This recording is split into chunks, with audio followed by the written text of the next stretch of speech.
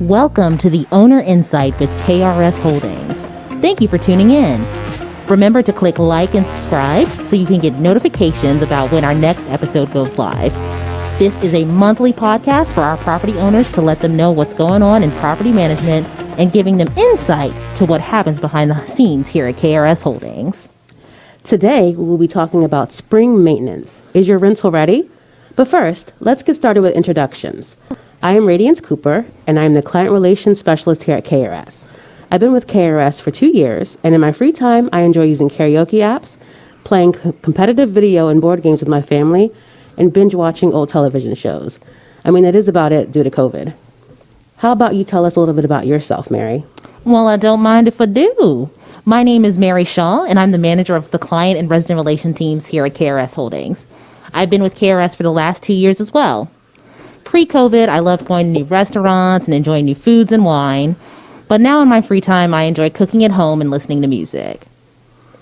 All right, well, let's go ahead and get into today's show. We're going to start off with our first segment, Hot Topics and Property Management. Mary, the mic is yours. Why, thank you, Radiance. So rent relief has been extended through June. What does that mean for you as the property owner? So just to give you a little bit of background, the federal government awarded the state of Virginia $50 million in rent and mortgage relief funds. This program was recently expanded by the governor with additional funding to the tune of $124 million total dollars available for rent and mortgage relief funding. Wow, that sounds amazing. How do owners take advantage of this awesome program? That is a great question. We made this process as seamless as possible by filling out rent relief applications for them. This is a government application, so bear in mind, it's a very, very cumbersome process that requires coordination not only with our team, but supporting documentations and signatures being provided by the tenant. That sounds like it was a lot of work to do.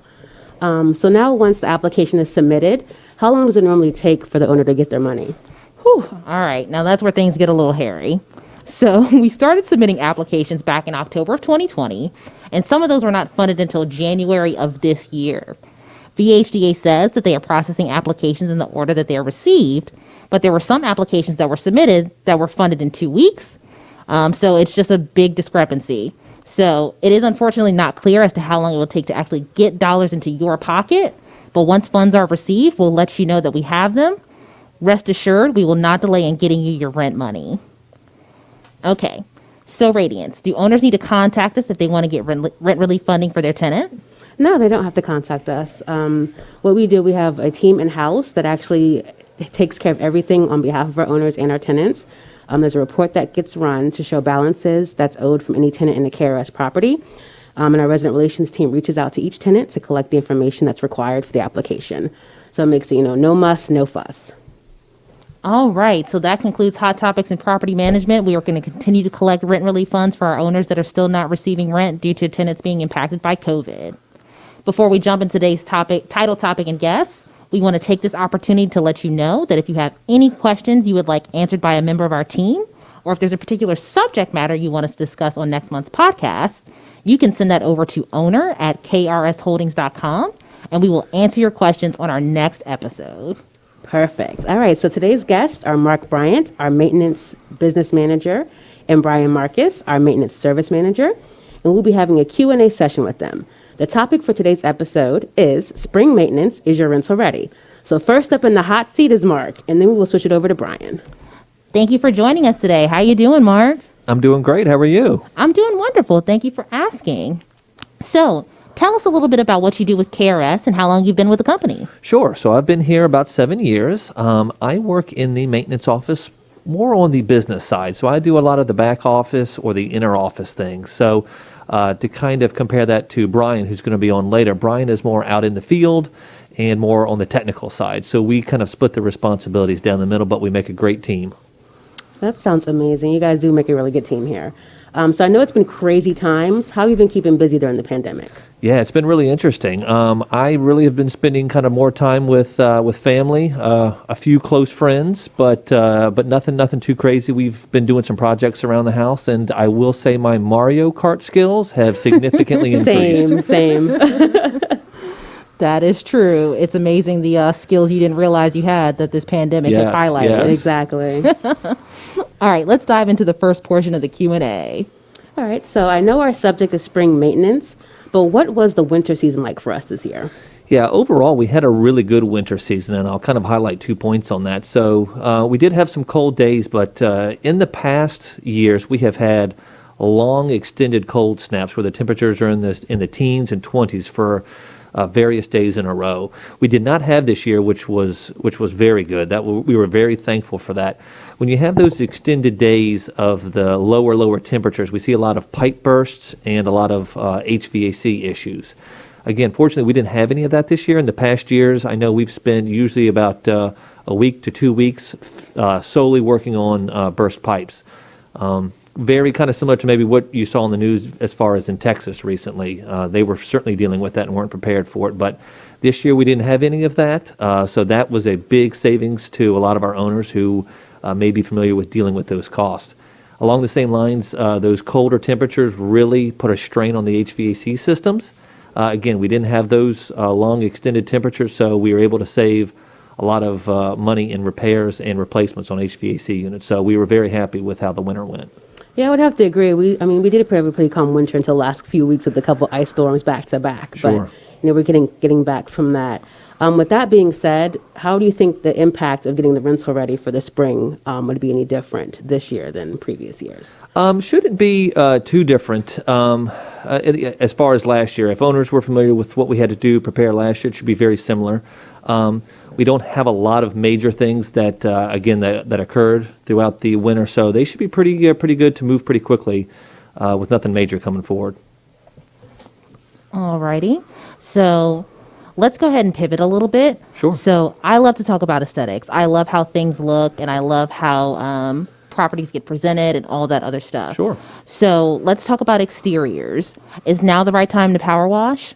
Yeah, so now it really is a good time coming into the spring season to power wash. A lot of times what we'll see is the colder winters, the shorter days. We have had a wet winter. A lot of that times the water will sit on the side of the house and cause mold and mildew. That just doesn't have a great look. So we do recommend doing some power washing in the spring. We do usually really push to do it after the pollen has bloomed, and a lot of the pollen gets out of the air and onto the house, and then we can just do one final clean, and it'll stay good for a few seasons. So let's talk about curb appeal. What about planting flowers and things like that to increase the attractiveness of the property? Sure. So that's always an option that we're happy to help with. We usually recommend that on a property that may have units coming up for re-rental here in the spring and the summer. Fortunately for us, we do get a lot of recommendations from the leasing agents because they are out at the properties regularly preparing it and showing it.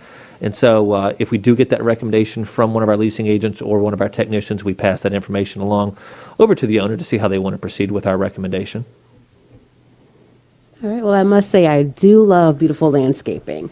What would you say is one big ticket item, something that seem cost prohibitive, that you would recommend? Yeah, great question. So going into the spring and then going into the summer, one of the big items that we usually like to prepare for in the spring is HVAC. And so we could do a few things there. We have the ability to do an HVAC checkup. We do like that. It gives us the ability to find any potential or smaller issues that may be occurring right now.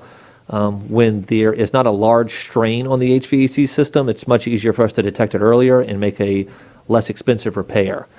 So we can do an HVAC checkup where we go out, we'll check the pressures, we make sure everything's running smoothly.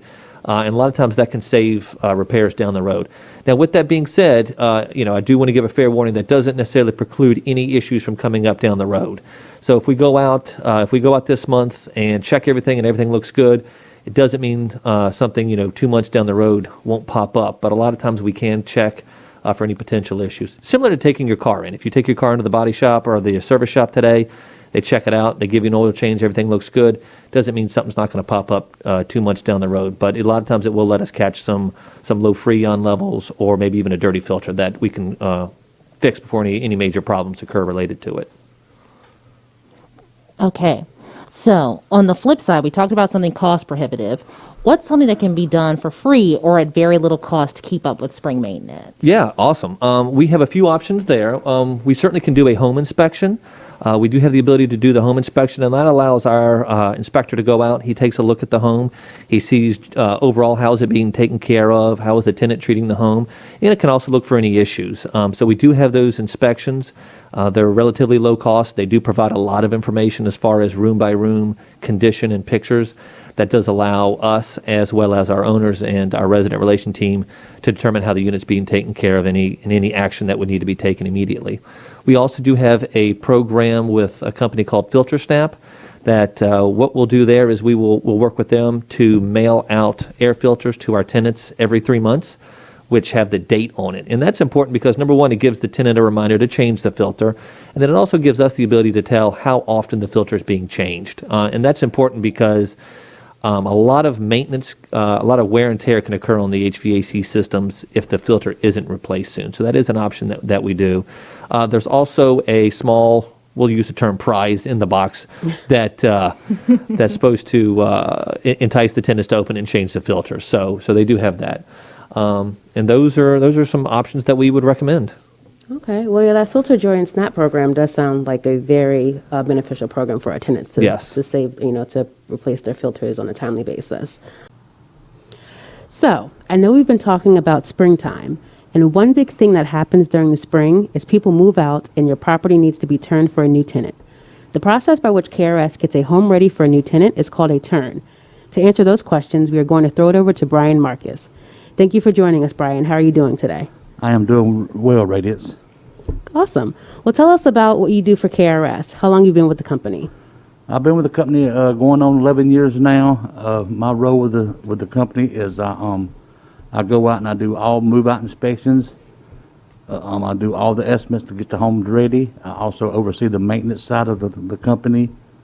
I give advice to the technicians, assist with any issues that they have. Awesome. And I say you do a great job here too with all that. You keep up with it. It's a lot. Well, thank you. You're welcome. And so I know it's been crazy with the pandemic and everything, but what have you been doing to keep busy during this time? Well, other than working, I do enjoy working on my yard. I keep my yard up, and I also have a little dog that I love and spending time with. Oh, that's awesome. How old is she? Right now, she's 15 weeks old. Oh, little puppy. Just That's adorable. a baby. That's awesome. So let's get into the questions. So Brian, how do you differentiate what damages you can bill to the tenant and what is considered normal wear and tear? When I go out and do a move-out inspection, when I walk in, if I only see just a nail hole in the wall and maybe a small scuff, I consider that normal wear and tear. Once I see multiple nail holes, a lot of scuffs, or a lot of dirt on the wall, or if I see the drywall paper that's been torn because of a dent or whatever, then that's all chargeable back to the tenants. Okay, so pretty much little things like a nail hole in this wall, a scuff on another wall is not going to result in any charges. But big holes, multiple nail holes, dirt, and torn sheetrock paper means they're going to get billed back. Yes, ma'am. All righty. So tell me a little bit about what is the maintenance portion of a turn? What does that consist of? When you go in and do a turn, that consists of, you want to make sure that everything in the home is operable for the new tenant to move in. So we go in and we check the plumbing to make sure that everything's draining correctly. The faucets aren't leaking. There's no leaks up under the sinks, the vanities. Check to make sure all the windows and doors are open and shutting correctly or locking. Check to make sure that all the lights are working correctly, all the switches and outlets are working correctly, everything looks good. Pretty much just go in and make sure the HVAC is working correctly, the appliance is working correctly, make sure we change the filter out, and also make sure the smoke detectors are working correctly. Perfect. So I know that there are costs associated with the turn, but are there any additional costs that are involved with getting the home ready for the next renter? Yes, also additional cost to the turn is the painting or the carpet or the vinyl. Sometimes we may have to do a full paint. Sometimes we can just touch it up. The carpet may be cleanable, or and sometimes have to replace it, and then the vinyl to make sure that it looks good and up to date. So when it comes to carpet, I know there's some things that we can and cannot charge back for. Like, let's say, for instance, that someone's lived at the property for a long time. Are we able to charge back for a full carpet replacement? No, ma'am. Carpet lifespan on carpet is on rental property is 5 years. If they move in and the carpet is new, they move out in 3 years, then I prorate it. The other 2 years, that's what we charge back to. If the carpet is over 5 years and I walk in and they just abuse the carpet, I still try to charge something back to them for that, the abuse of the carpet. Okay.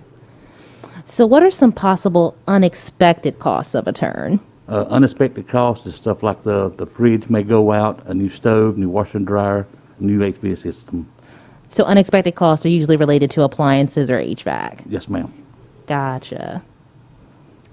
All right, well, Brian, you've given us some very good information today. That actually concludes our today's Q&A session. I want to thank Mark and Brian for sharing their time with us today. We really appreciate it. Thank you. Thank you. Thank you. If you have not already, make sure you click subscribe so that you get a notification when our next installment of The Owner Insight is live. And now it's time for our next segment. Real estate update. Every month, we send out a newsletter to our single-family homeowners to give them updates on current trends in real estate and real estate investment. With this monthly newsletter, it is our goal to make sure that our owners have all the information they need to continue to make their property profitable. Okay, we're going to talk about the two major profit thieves for single-family home landlords: vacancy and turnover. Now, vacancy steals by depriving you of rent payments, and turnover ripoffs include higher costs and readying the property again and again. Vacancy can occur when a tenant's lease expires, if the tenant breaks the lease, or if you file to evict the tenant. Any of these events will result in a loss of income until the rental unit is once again occupied. And next to the financial scourge of vacancies, the cost of tenant turnovers runs a close second. Brian did give us a good overview in the Q&A about some costs to be expected with turning your property. Some examples, again, are cleaning, painting, carpeting, marketing, and the underwriting of tenants. The takeaway from February's article is that using KRS for your property management needs can bring you savings in not just money, but time, plus the peace of mind that you enjoy by engaging with professional property management. Defeating vacancy and turnover thieves delivers savings that more than justifies the fees for professional property management with KRS. All right, so this concludes this month's real estate update. To view the full February article, head over to KRSHoldings.com and click on articles. Also, be sure to look out for the March newsletter for more info on real estate trends. We now want to take the time to thank you, our owners, for tuning in today. Please be sure to check us out next month when we speak with Katie about refinancing your mortgage with these much lower federal interest rates. That sounds exciting. Who Right? doesn't want to save money? Exactly. So, for our listeners out there, if you have any subjects that you would like us to address on future episodes, please send an email to owner@krsholdings.com and we will make sure we add it to our next episode. Well, that's it for us today, folks. We hope that you come back and join us next month. And thank you for allowing us to make your property profitable. Until next time, be well.